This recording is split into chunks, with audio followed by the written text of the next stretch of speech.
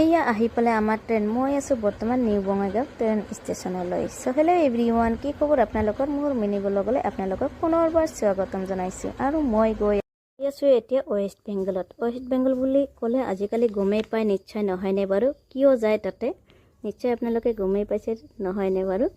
আৰু এইখনেই হৈছে আমাৰ বহলপুৰৰ সেতুখন। কোনে কোনে চিনি পাইছে কমেণ্ট কৰি জনাবচোন। আৰু ৱেডাৰটো আছিলে খুবেই ধুনীয়া, আজিৰ ৱেডাৰটো বহুতেই ভাল লাগিছে। আৰু মোৰ আগতে ফ্ৰেণ্ডসকল গাড়ী লৈ আহি পিছে, এইটো গাড়ীয়ে মানে ভাড়াত লোৱা হৈছে, এইটো গাড়ীৰে বঙাইগাঁওলৈ যাম আমি। এয়া আহি পালোঁ আমি বঙাইগাঁও ট্ৰেইন ষ্টেচনলৈ।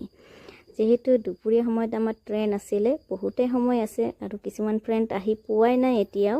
আৰু কিছুমান ফ্ৰেণ্ডৰ লগত অলৰেডি দেখা হৈ গৈছে।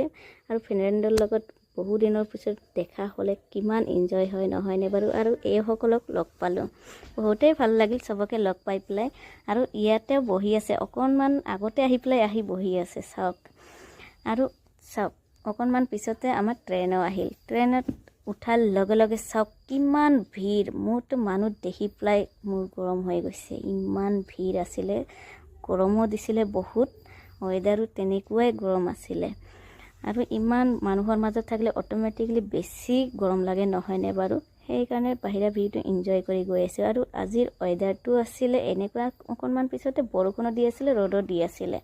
আৰু সন্ধিয়া সময়ত চাওকচোন চবেই মিলি আমি, এইটো কি হ'ব দিনততো নক'বই চাগে, এইটো সন্ধিয়া সময়ত আমি এয়া চাহ জলপান খাই আছিলোঁ। যোনে যি ঘৰৰ পৰাই আনিছে এইটোৱে আমি খাই আছোঁ।